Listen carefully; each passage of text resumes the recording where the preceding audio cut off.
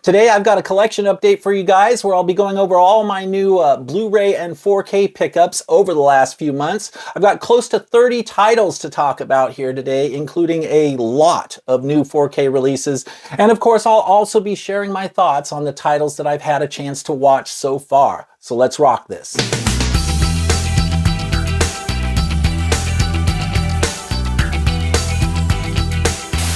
Hi everyone, how you doing? Welcome back. I'm Fuzz.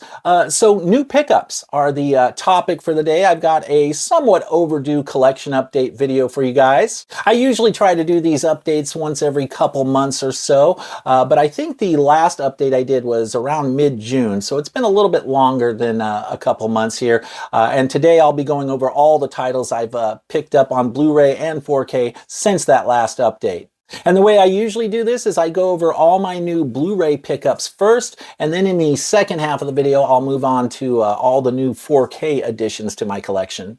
And a quick note about that, I've actually got an unusually large number of 4K releases to talk about today. I think I counted like 17 4K titles that I'll be going over today, and most of those are actually new 4K releases, like they just came out within the last few months. And the reason I have so many 4Ks to talk about today is because I had originally planned to make at least one more 4K takeaways video. I'd actually planned to make like a couple 4K takeaways videos during the last couple months. However, things just got a little bit hectic this summer. It's been a busy summer. There's been a lot going on behind the scenes, and I just haven't had the time to get out as much content as I intended. So I felt like I got a little behind with these 4K takeaways I was working on, and just basically allowed a little too much time to pass, to the point where I felt like the 4K titles that I had planned to review in a little bit more detail kind of lost some of their timeliness a bit. Most of these titles were at least a month, month and a half, and 2 months old in some cases. So ultimately I decided to completely scrap the 1 or 2 4K takeaways videos that I had planned on making during this time and just roll those titles into this update. So in lieu of not doing any new 4K takeaways installments at this time, I'll be offering my more truncated take on these 4Ks when they come up. Plus, I just wanted to go a little bit more freeform today, right? And not be tied to the script and the notes as much as I usually am when I'm doing a 4K takeaways installment. So let's have some fun with this today. Now, before I get into this collection update, we do have a new Fuzz Club member that I want to give a quick shout out to. Shuxy just became the latest addition to the Fuzz Club. Shuxy, I hope I'm pronouncing that right, but Shuxy, thank you so much for the extra support of the channel. I really appreciate it. I know you've dropped a lot of comments. We've chatted quite a bit, and I do look forward to more of that. I always enjoy chatting with you, but thank you so much for your support. Really does mean the world to me. And if any of you out there would like to know more about the Fuzz Club, there is a link in the description below, or you can just click on that join button below and it'll bring up all the membership information for you. All right, so without any further ado, let's get into this collection update. Okay, so starting off with my new Blu-ray pickups, let's talk about James Bond first. I had a few holes in my James Bond collection that definitely needed to be filled. I've been in the mood to kind of go back and rewatch a lot of the Bond movies lately. I've been thinking about doing a top 10 favorite James Bond movie list, or maybe like a top 15 or something. I haven't quite decided yet.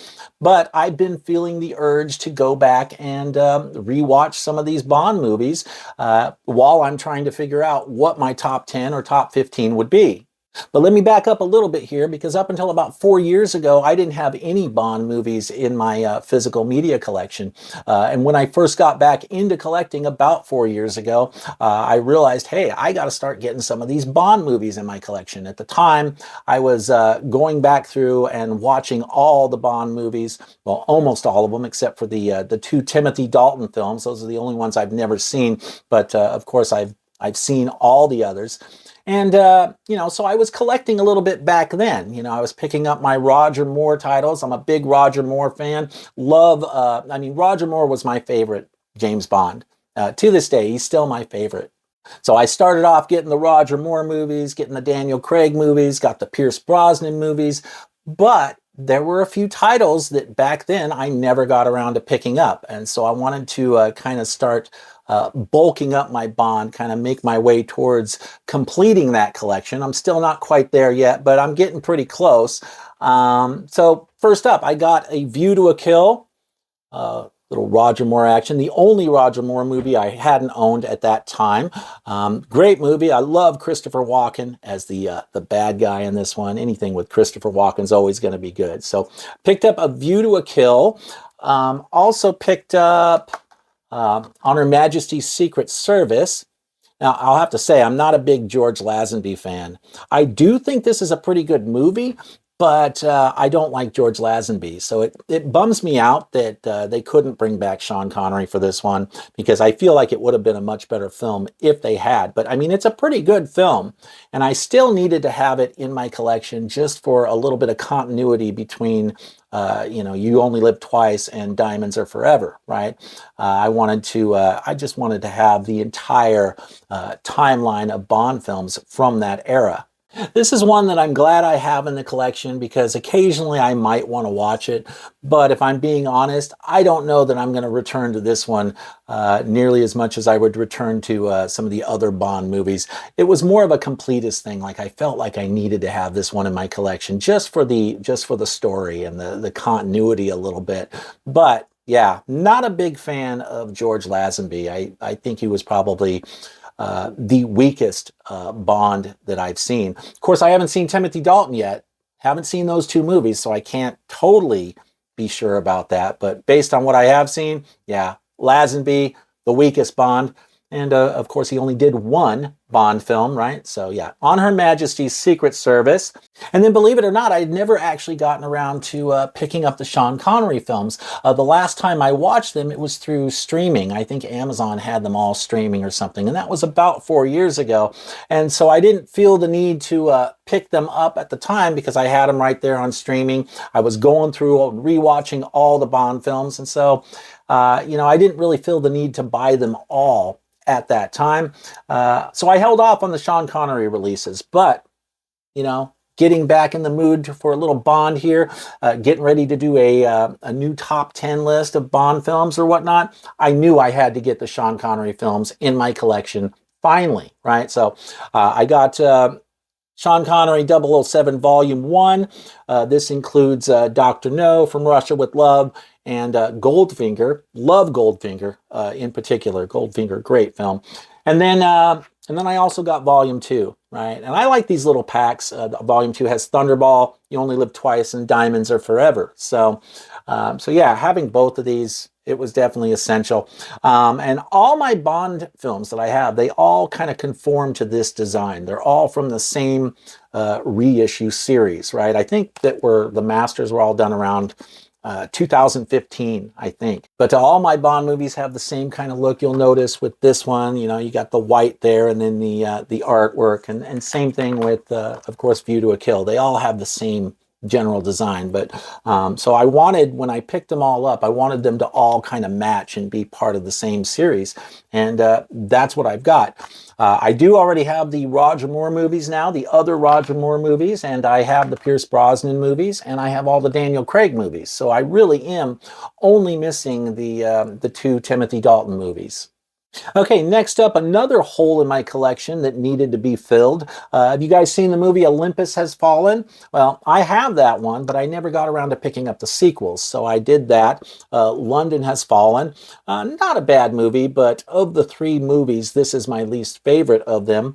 And then, of course, I also picked up Angel Has Fallen, right? So, both of these, fairly decent movies, but not nearly as good as the original Antoine Fuqua movie.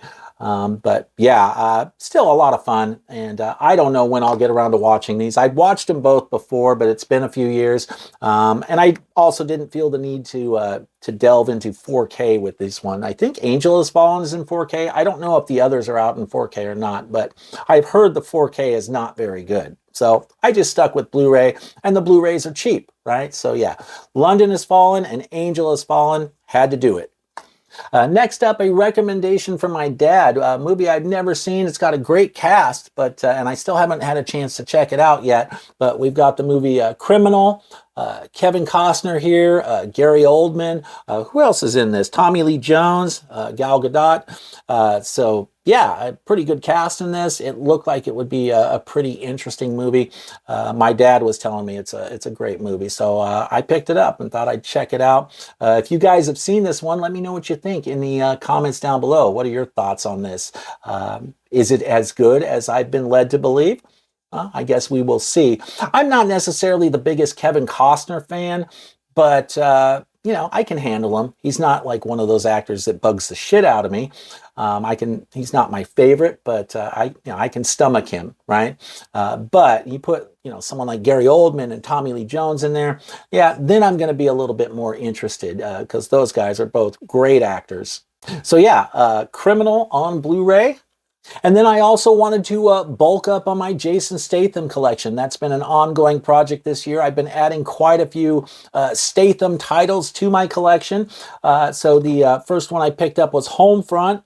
And this was pretty entertaining. I enjoyed it. I'm glad I picked it up. Had no problem with this movie, actually. So fun ride. Let's see what else we got here. Another one that equally is entertaining, I thought. Safe. Fun film.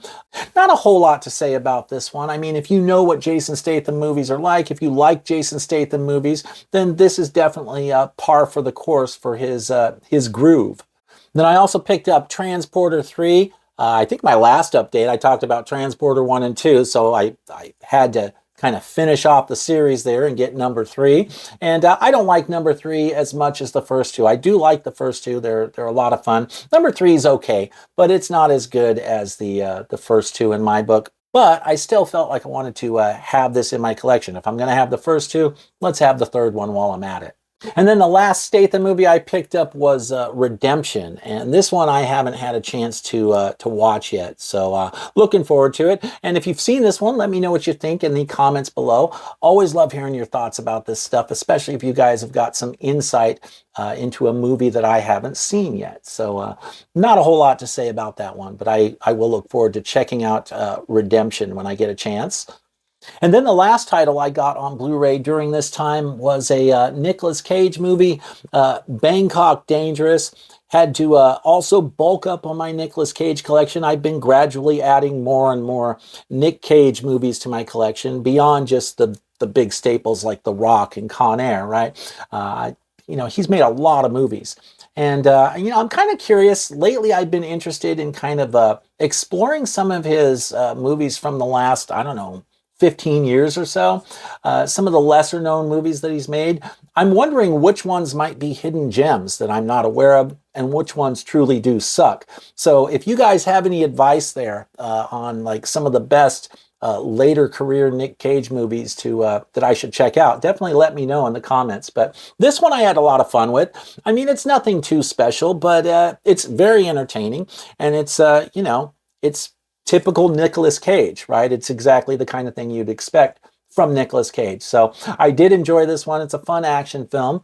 And, I don't know how many times I'll watch this in my life, but whenever I get in the mood for Nicolas Cage action movies, this will probably go into rotation periodically.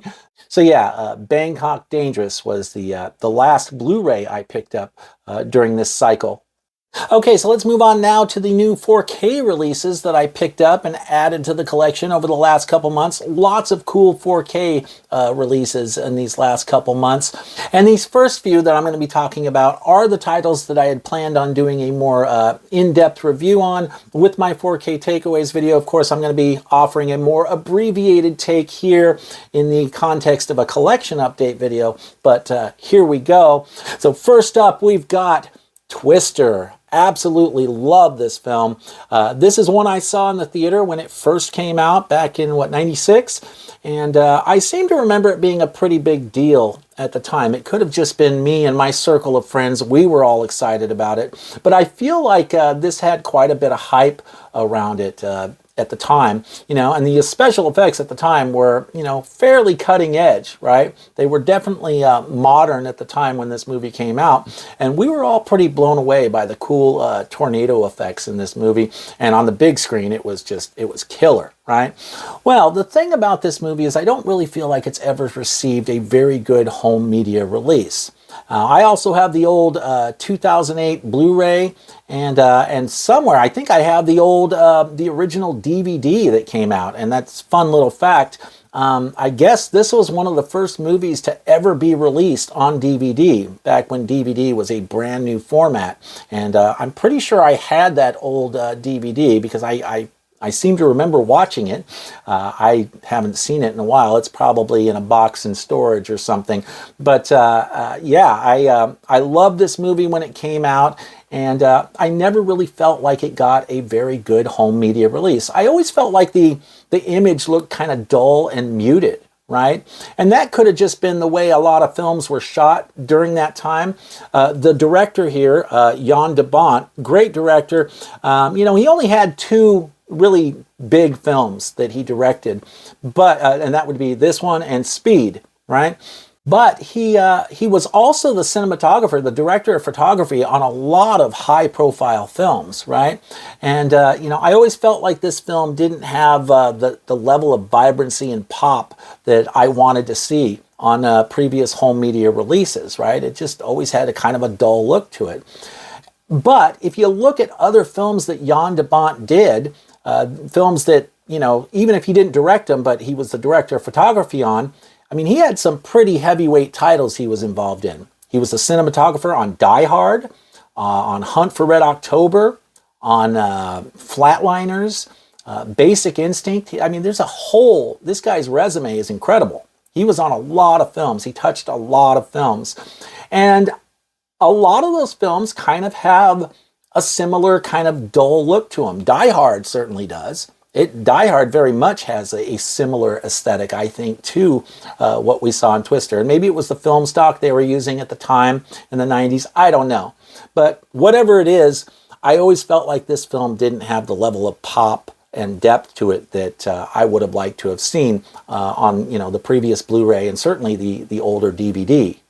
Well, I feel like we finally got the kind of home media release this film deserves. This thing looks fantastic. Now, you don't lose that aesthetic of the film. The aesthetic and the vibe and the feel of the film, it's all still intact, but this image just has a lot more depth and pop to it, you know. It looks great. The colors look amazing on this. The level of detail on this is really good, and the image just looks so much better than it ever has before. And I think if you watch the special features on here, I kind of skimmed through them a little bit, but Jan de Bont, there's some good special features on this. There's like an archival making of, you got, I think, a newer retrospective documentary. Nothing too long, but you do learn quite a bit about the film. And what was really interesting is this director you know, came and did an interview for the 4K release, right? And he talked about his feelings on this 4K. He thinks this is the best his film has ever looked, right? Because there were certain things he was never able to get quite right back in the day when he was making the film. Let me give you an example here. The scene where they're talking about the sky going green, right? And then you see a green sky, or it's supposed to be green. Well, he made it really green in this. He was able to go through and, you know, change the colors and make the sky look as green as he actually wanted it to look. I guess he was never able to, originally when he was making the film, they could never get the sky to look as green as he wanted it to look at the time. So he's clearly, when you watch this interview with him, he's clearly really happy about this 4K and the fact that he was finally able to make this film look the way he wanted it to look. And it is really green, but you know, it's what the director wanted. So this is just a great 4K. I feel like we finally got, like I said, the kind of home media release this movie deserves, right? It's just a lot of fun. My wife and I sat and watched it not too long ago. We were cranking it through our 5.1 surround system. Sorry, I can't really give you any evaluation of the Dolby Atmos track because we don't have a Dolby Atmos setup. But I can tell you it sounded really good through our 5.1 system. I have heard people say the Dolby Atmos is incredible. I thought it sounded really good, real punchy, yeah. So yeah, I mean, the audio on this is great. The image looks better than this film has ever looked before, and I truly believe that. This is hands down, easily the best this film has ever looked. There's a little bit of revisionism, like I said, with the color, but for the most part, the film is left intact. Everything is left intact. It still retains the overall look of the film. You're not like losing that for the most part. It's just, there's a few little tweaks to the colors and whatnot, but no, it still looks really good. So if you have been in the market, if you're a big fan of this movie and you've been thinking about picking it up on 4K, I can definitely recommend it. This was an awesome 4K release, and I was just really glad to see we finally got it. So, oh, and the slipcover looks cool too, right? I dig the slip. It's got kind of this, it's hard to see through the camera, but it's kind of a glossy, metallic, slightly metallic look to it.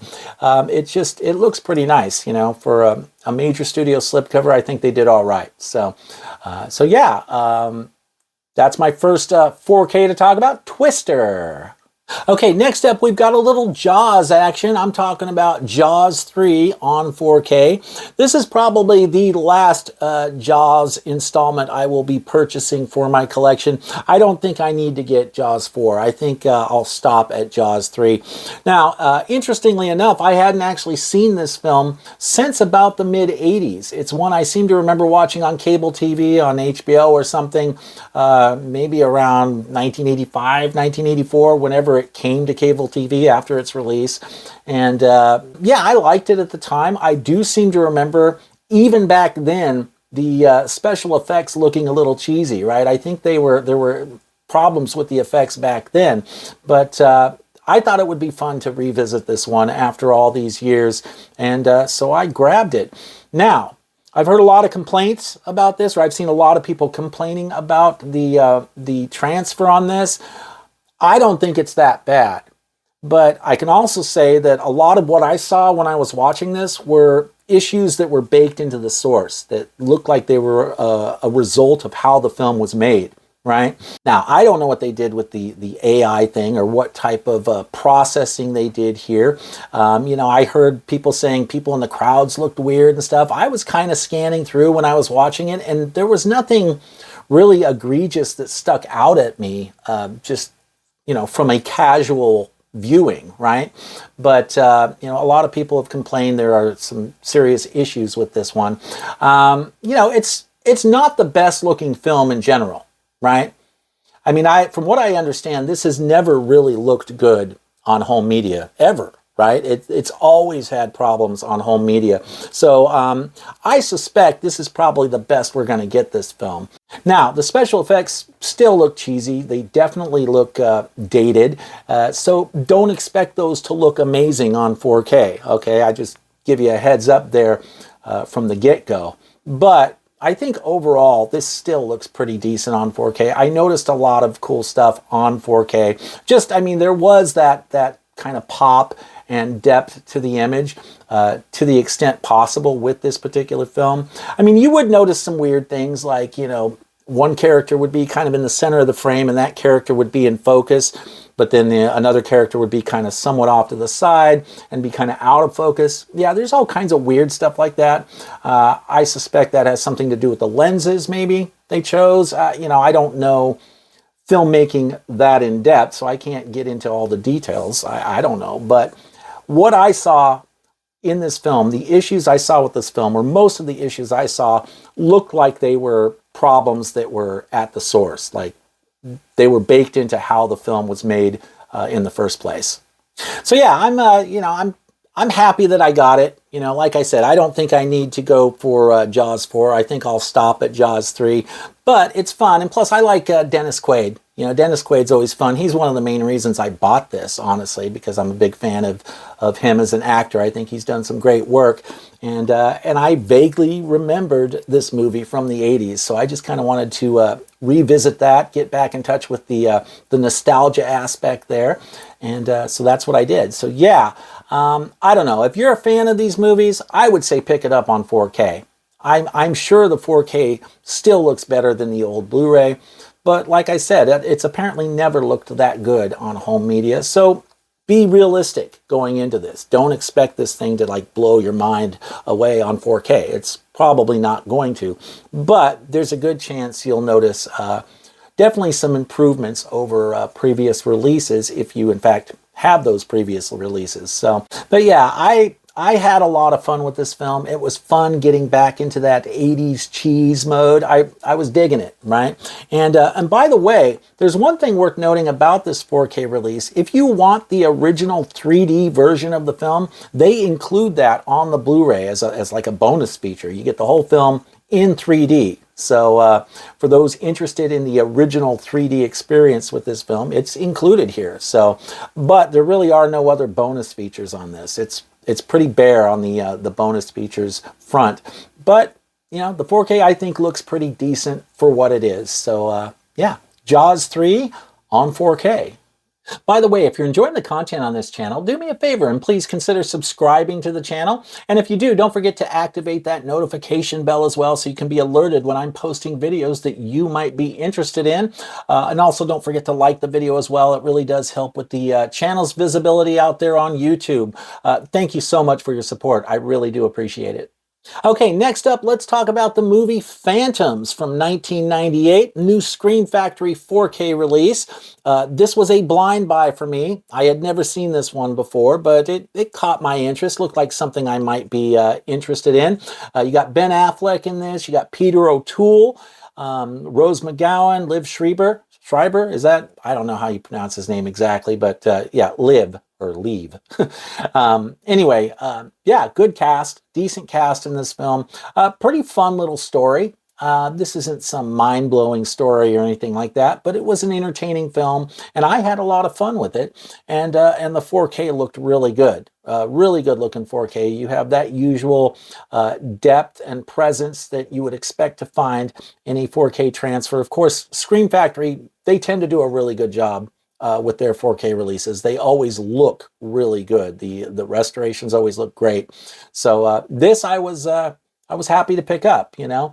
I wasn't sure if I would like this or not. I kind of took a little bit of a chance with it, but it, you know, the story seemed like it would be something that might be up my alley, and I ended up being pretty entertained by it. So yeah, if you've never seen Phantoms, this might be one you want to check out. Kind of a horror thriller. So yeah, fun film. So Phantoms. Moving right along, we've got a new Sony release that just came out within the last 2-3 weeks, I think, and that is Run Lola Run. This was another blind buy for me, and I have heard great things about this film, or I had heard a lot of great things about this film. It seemed like anybody I talked to about this one said it was a good film. And it's one I had been meaning to check out for quite some time. And then I saw that, I think it was, there was like a Sony Classics box set that had this in it. And if you want the slipcover, I think you can only get it through that Sony Classics box set. And I was looking at that Sony Classics box set when it came out, and this was the only title in that batch that I was even interested in. So, of course, I wasn't going to buy the whole box set for that title. So I was really glad to see them do a standalone release for this. You do not get a slipcover with this standalone release. I got it on release day. I pre-ordered it. So yeah, no slipcover with these, which makes sense. You know, it makes the slipcovers inside the Sony Classics box set that much more collectible. Now, to tell you what I thought of this movie was a trip. I'm still trying to process it and figure out what I think of it. And I think I watched it like 2 weeks ago now. And I'm not sure what to think of it. It is a very experimental film. It is not what I thought it was going to be, or it's a little bit different than I thought it was going to be. I expected, well, all right.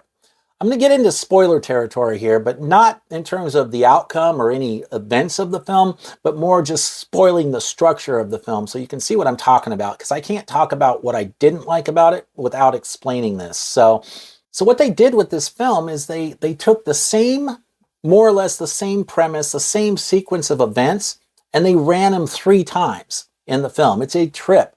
And what I mean by that is, I mean, without giving away any of the plot, there's this situation that unfolds that requires Lola to run, right?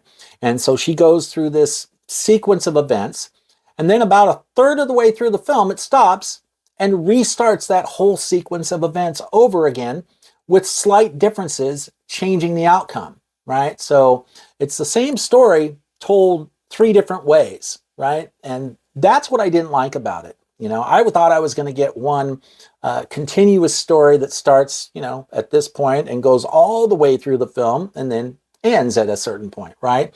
But this actually is, you know, really the runtime's deceiving because it's really only about a third of the runtime is the actual story, but you're watching it play out like 3 different times in 3 different ways. There are little tweaks they make to the story that kind of ultimately change the outcome of the events each time, right? So it's kind of like, it's like a what if type film. It's like, well, what if it goes this way? Or what if it happens this way? Or what if it happens this way? That's essentially what they're doing. It's a really trippy, it's really stylized, a very stylized film. It looks like an indie kind of art house film. And it's, you know, it's not all shot on 35 millimeter. They have some portions of it were actually shot on video. So they do all this funky stuff I don't know. It's hard to explain. It's a really difficult film to explain. It's also a German film, which I don't know if I knew buying it. Not that I have a problem with that, but I didn't realize that at the time. I might have known that like a couple years ago and then just forgot about it, that it was actually a German film. But, you know, I was happy watching the English dubs. That's my jam. You can flame me for it if you want, but I like English dubs. But, yeah, I mean, it was a fairly entertaining film, but it's just, I don't know. You know, I'm kind of lukewarm on it. You know, I have a feeling that maybe I'll feel differently about this film when I go back and watch it a second time, whenever that ends up being. But I'm not sure if I like it. I don't know. It's like I like certain aspects of it, but other aspects I was like, I don't know about that. Like, here's another thing they do. They have this weird thing where, like, as she's running, she might just bump into some random stranger on the street and they'll stop and do and then it like shows this like quick 10 seconds of, you know, different shots flashing of that person she bumped into and what happens to their life after that person bumps into her. But it's all done in like 10 seconds, just all these quick snapshots that flash showing you what happens to this person next. And it's some totally irrelevant character that doesn't really mean anything. And so it's kind of strange. It's just a trippy film. It took me a little bit, it was a little jarring with what they were doing at times. And it took me a little bit to kind of settle into the film and figure out what they were trying to do here. And even then it was still somewhat puzzling. So it looks like an indie film. I would not say this is the kind of 4K that you want to demo out your system for other people. I mean, I think it probably is the best it's ever looked. That's my guess. But, you know, I just didn't think it was like some amazing looking film. I thought it looked fairly decent in 4K, but nothing that really blew me away at all. So yeah, and there are a couple good special features in here. There's like an archival making of documentary that I think is like 40 minutes. It's all in German though. So you have to read subtitles when you're watching that documentary. There is a shorter like retrospective that I think is like 15 or 16 minutes where you actually do get to hear from Franca Potente and the director and hear them speak in English their thoughts on this film. And so that was kind of interesting to watch. But yeah, this is one I'll have to revisit sometime and really kind of ponder and chew on a little bit more.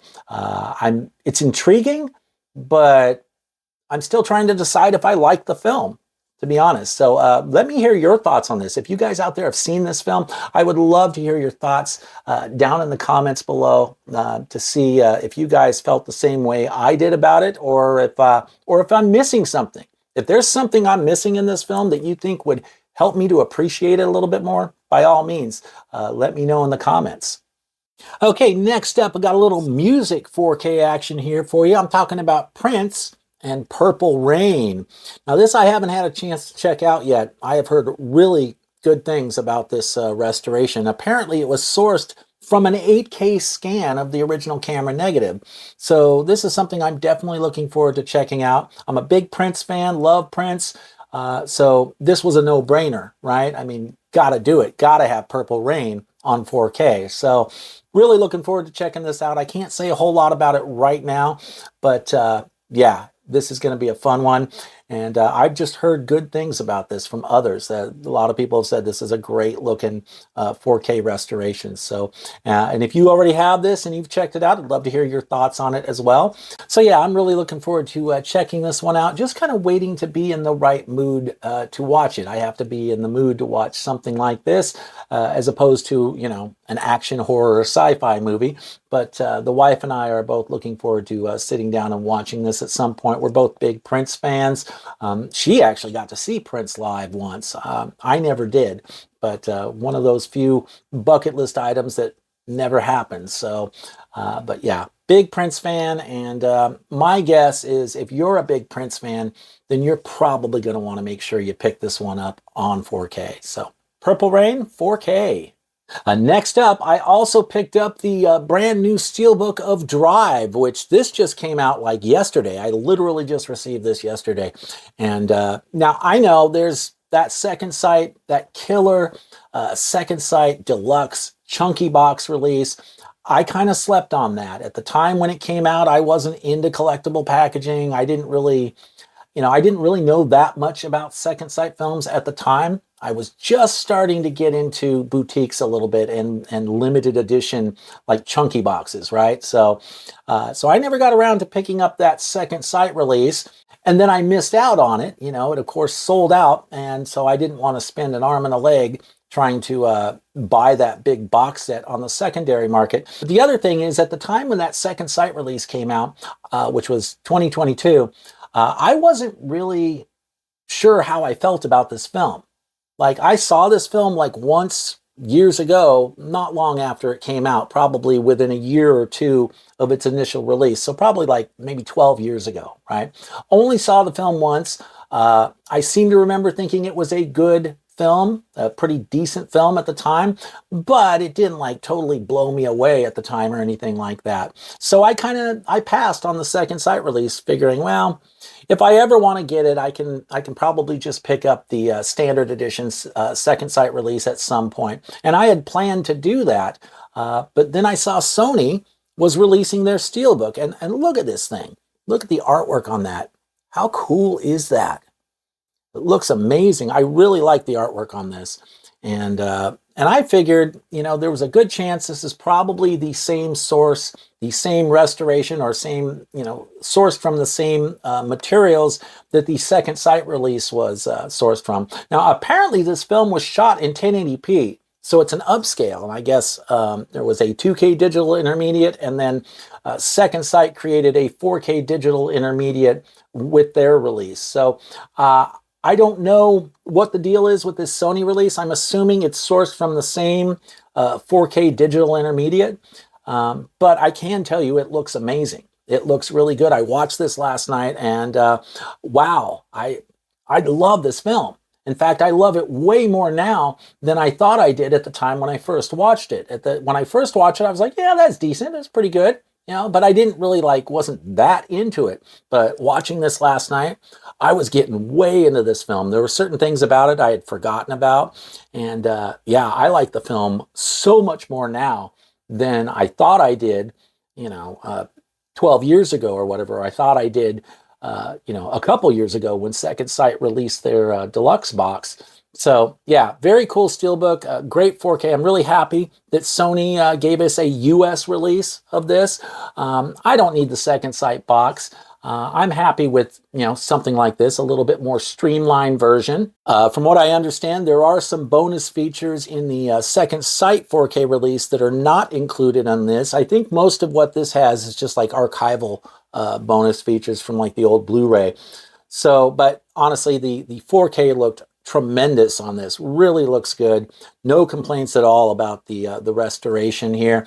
And I just had a blast with this film. It's so much more substantive than I thought it was. I'd forgotten how, and it's kind of artsy too, but in a really good way, right? Like sometimes I say artsy fartsy, and I mean that as kind of a slam, right? Not in this case.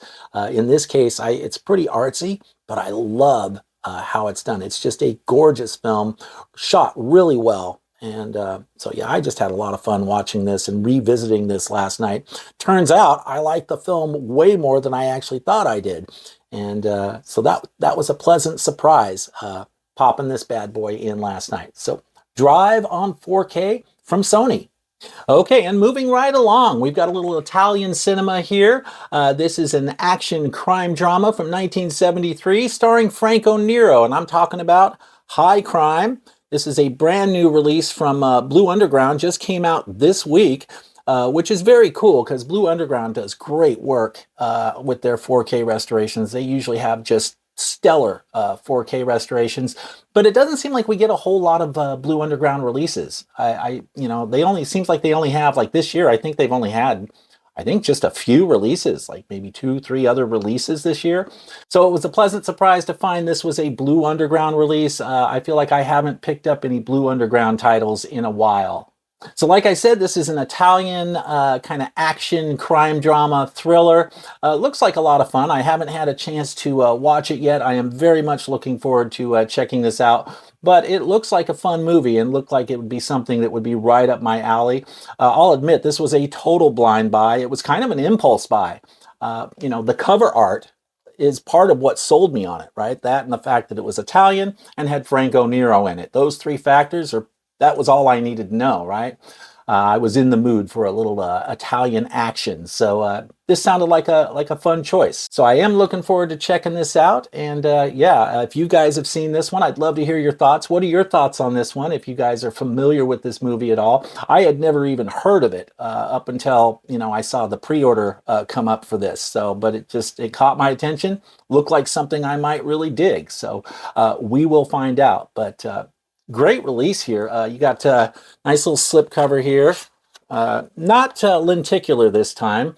You got some embossing there in certain parts and on the title and his name and all that, but nothing too crazy on the slipcover. It looks nice, but it's not lenticular. A lot of times their limited edition 4K releases will come with a lenticular slipcover, but apparently not so in this case.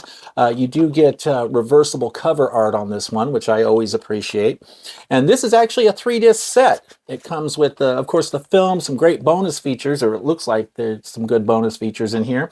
And then you also get a CD of the soundtrack. So, and I don't know if the music's any good or not, but that's something else I will look forward to checking out as well. So yeah, High Crime from Blue Underground. And while we're on the subject of Italian cinema, I also picked up another Italian film, a giallo film, and that is The Case of the Bloody Iris. This is the first ever release from a new boutique label called Celluloid Dreams. And I know they've got a couple other giallo films coming out as well, but this is their first release ever. And I gotta say, I was pretty damn impressed with this. This was a lot of fun. I really enjoyed this film. Of course, you've got some, for those of you not familiar with the giallo subgenre, it's a form of like Italian horror. It's kind of like a whodunit murder mystery meets, the slasher film. Something, I mean, that's kind of a crude way of putting it, but that's essentially what a giallo film is. It's a subgenre of Italian horror. But this is a great giallo. I really had a lot of fun with this movie. There's some great shots in this, some really cool artsy stuff. And then, of course, you can't go wrong with the cast in this. You've got Edwidge Fenech, who is, legendary in the Italian horror, Italian giallo community. And then also George Hilton, also legendary. So, I mean, with those two, they were a staple in a lot of Italian films back in the day. So, I was definitely interested in checking this out, and I really enjoyed it. I really enjoyed the film. Had a lot of fun with it. So if you are a fan of Italian horror, if you are a fan of giallo, this is one I would definitely recommend. And once again, I gotta say, the restoration on this just looks fantastic. Celluloid Dreams, for their first release, really delivered on the restoration. They just did great work on this. Now, this does also have a slip-covered version available. I got this from Amazon, but if you want the slipcover, you have to go through Celluloid Dreams' website directly. And it does cost a little bit more to get a slip-covered edition. I think it was like going to end up being like $15 more for me just to get this thing with a slipcover. And I think there are some art cards that come with it as well when you buy from Celluloid Dreams. But I just decided to go with the more bare bones release from Amazon. I didn't want to really pay the extra just for a slipcover. I was fine without the slip for this one. So yeah, the Case of the Bloody Iris from Celluloid Dreams. Make sure you check this one out if you are a fan of this subgenre. I think you'll find it's worth your time. So yeah, it's a good one. All right, this next one is not a new 4K release. This one's actually been out for quite some time, but it was like 10 bucks on Amazon.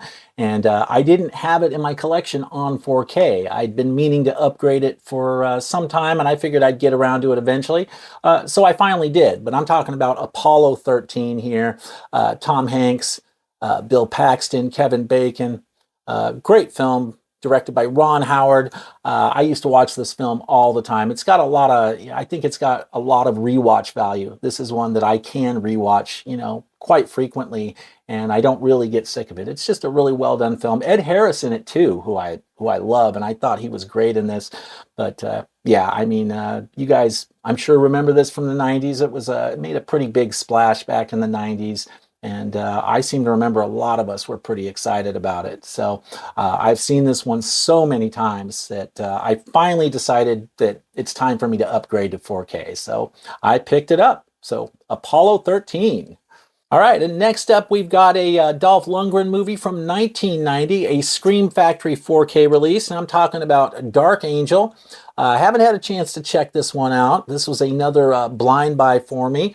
I've been a little bit Dolph Lundgren curious. I don't really have a whole lot of his movies in my collection, and I know this is one of his more well-known like solo outings, right, with him as the lead actor. So I thought I'd give it a try. What do I have from Dolph Lundgren? I think I have Rocky IV. He's in that. I've got the Expendables movies, and I've got Universal Soldier, and I think that's about it. I don't think I have any other Dolph Lundgren movies in my collection, so I thought I'd give this one a try. It looks like a kind of a sci-fi horror action film. I'd love to hear your thoughts on this. If you guys are fans of this film, I'd love to hear what you think of it. I haven't had a chance to watch it yet, but I am looking forward to checking it out, and I expect it'll be a good looking 4K. Scream Factory usually does a really good job with their 4K releases.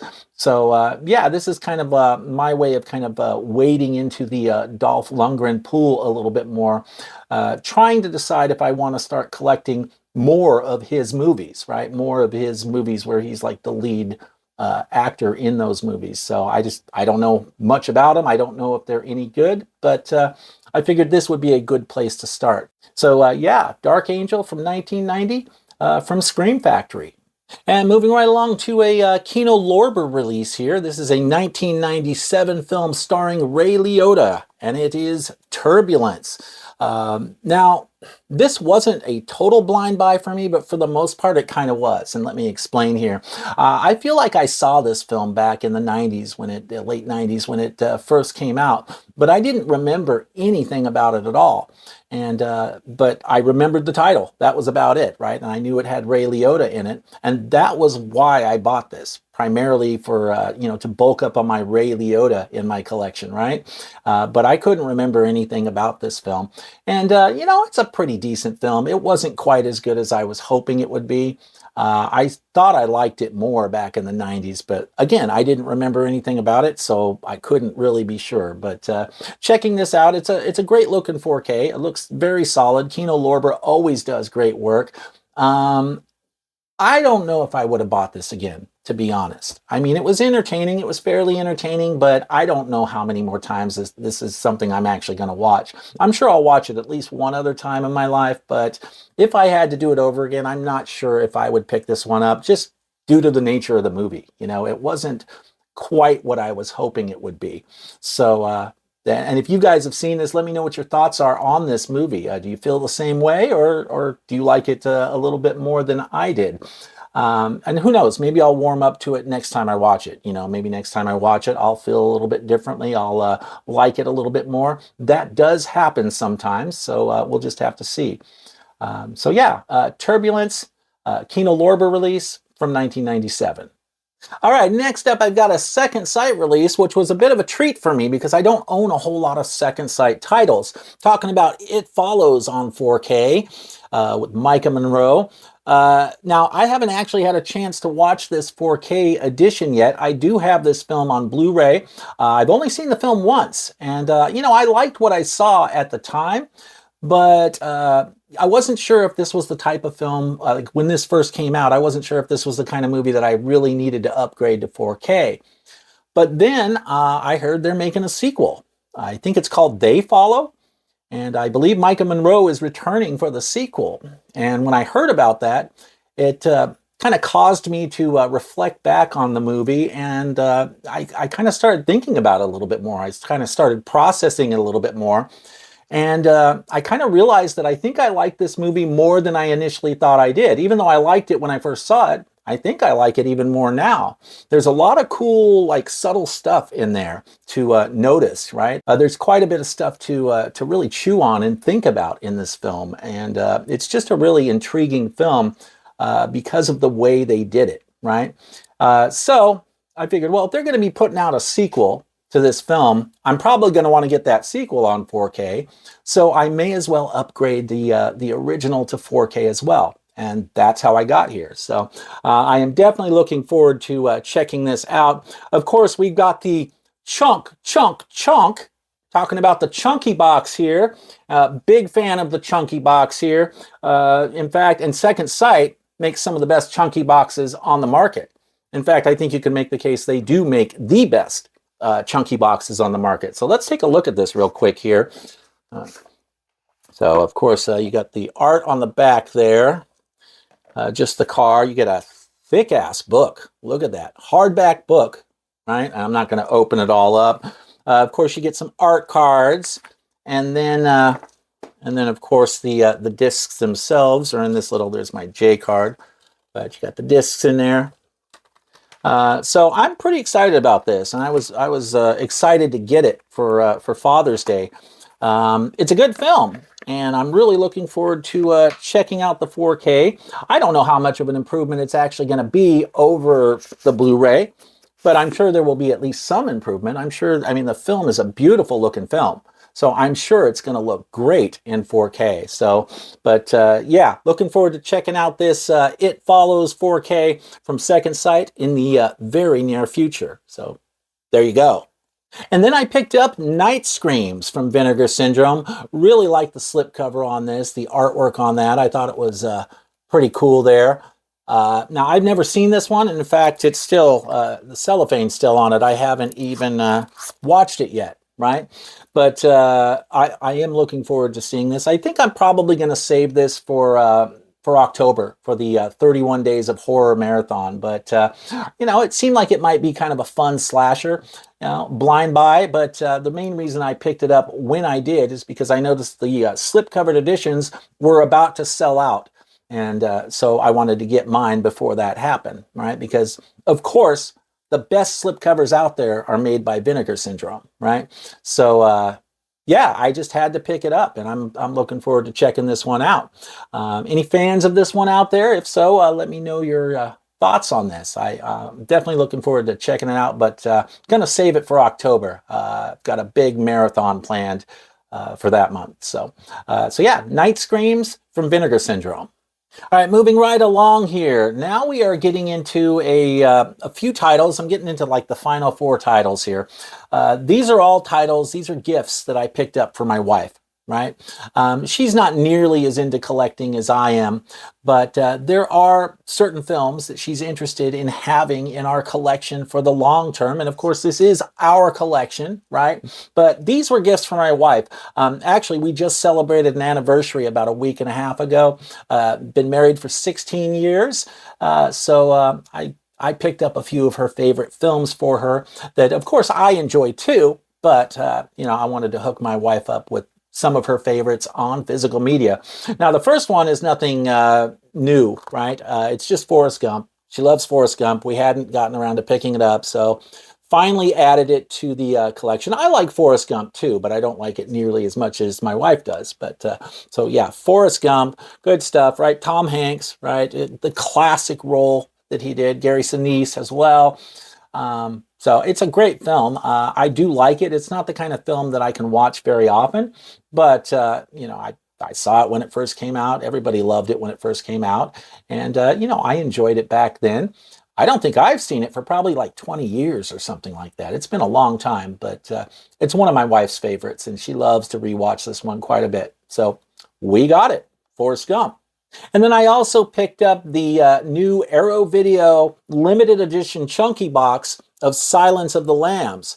This is another one of my wife's favorite movies. I like it too, of course, and I certainly wanted to have this in our collection as well, but she's really into this one. She loves this movie. And I was super excited to see that Arrow was giving it the deluxe treatment, because I was all set to buy the U.S. Kino Lorber version of Silence of the Lambs, but when I saw this was coming out, and it was coming out right around our anniversary, I absolutely pre-ordered it for my wife, because I know she'd appreciate this. And you know, chunky box, right? So nice big box. I love that Arrow has started doing slip covers on their chunky boxes, but you get the nice artwork there, right? And I won't take it all out. You get the poster, the book, of course, the Amore case. Get some art cards in there as well. I am looking forward to sitting down with my wife and watching this. I haven't seen this in quite a few years. This one I probably haven't seen in probably 20 years or 25 years, something like that. It's been a long time. But my wife and I are looking forward to having movie night and sitting down and checking this bad boy out. I'm sure it's going to look fantastic, knowing Arrow's track record. Arrow Video always does great restorations.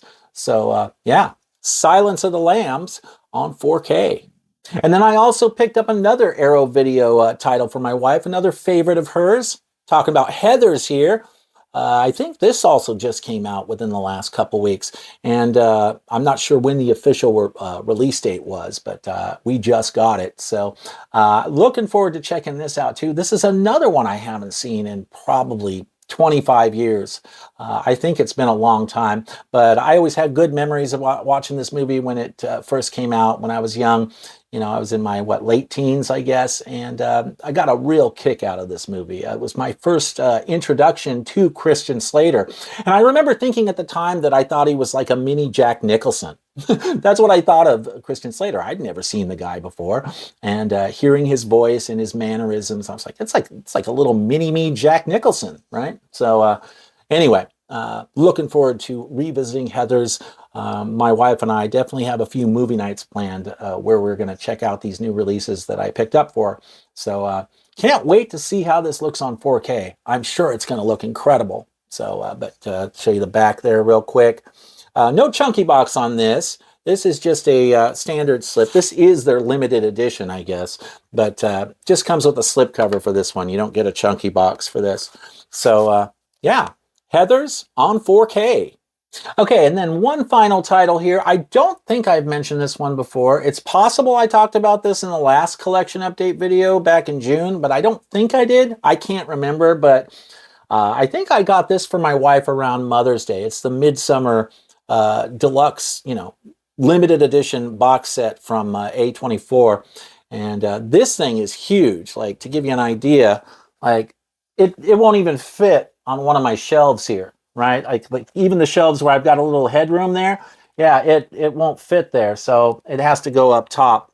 But my wife and I were both excited to see this extended edition of the film. I think it's like 20 or 30 minutes longer or something like that. I think it's like 20 minutes longer. It's quite a bit of extra footage, and I am definitely interested in seeing this director's cut, which I believe the only way you can get this director's cut is with this special A24 deluxe edition, which I got directly from their website. My wife loves this film. I mean, she's into it more than I am, but I still appreciated the film. I respected it. I thought it was a decent film. Ari Aster does some interesting stuff, his shots and his I don't know, shot composition and all that. I just think he does some really interesting stuff with the camera. And so I'm looking forward to checking out the full director's cut of this movie. Another one where I have the Blu-ray, got the Blu-ray. It was like a $5 Blu-ray on Amazon at one point. But of course, that doesn't have the director's cut. So We just had to do it. We were both, my wife and I were both interested in checking this out. So yet another one we will both be checking out together on a future movie night. Now, I guess I should, now this is kind of funky. I'm going to show you this because I think it's interesting. This is new to me. I don't have a whole lot of A24 stuff, but what's interesting about this is like when you look at that, you would assume that this side is where you would pull the thing out, but it's just the opposite. It's on the, on this edge. So it's kind of a trip. You get a book there, and it pulls out, and there you go. It's pretty thin, tall and thin. Let's see, I got to be careful with these photos here. Make sure yeah, there you go. There's some nudity in some of these photos, but you get a bunch of cool sketches and artwork in this book. It's pretty extensive, actually, and there's quite a bit of nudity in the artwork. And then, of course, there's your disc right there. And so, yeah, like I said, I'm looking forward to checking this out. And I love this edition. It's a beautiful edition. I mean, I guess I would prefer it to be maybe a little shorter so that it could fit on, like, one of our shelves. But I don't know. You just can't say no to something like this. It's a beautiful package. It's kind of fabric bound, so it kind of has a bit of a fabric feel to it a little bit. Very cool. Very cool stuff. So yeah, Midsummer. Okay, so that about wraps it up for my latest collection update covering all the new Blu-ray and 4K pickups over the last few months. Let me know your thoughts down in the comments below. What do you think of these titles today? Are any of these titles that you're interested in or maybe already own? I always love hearing from you guys and chatting with you guys, so make sure you leave some feedback down below. Also, don't forget to like the video and subscribe if you're not already subscribed. Thank you so much for watching today, guys. I really appreciate it, and I'll see you soon.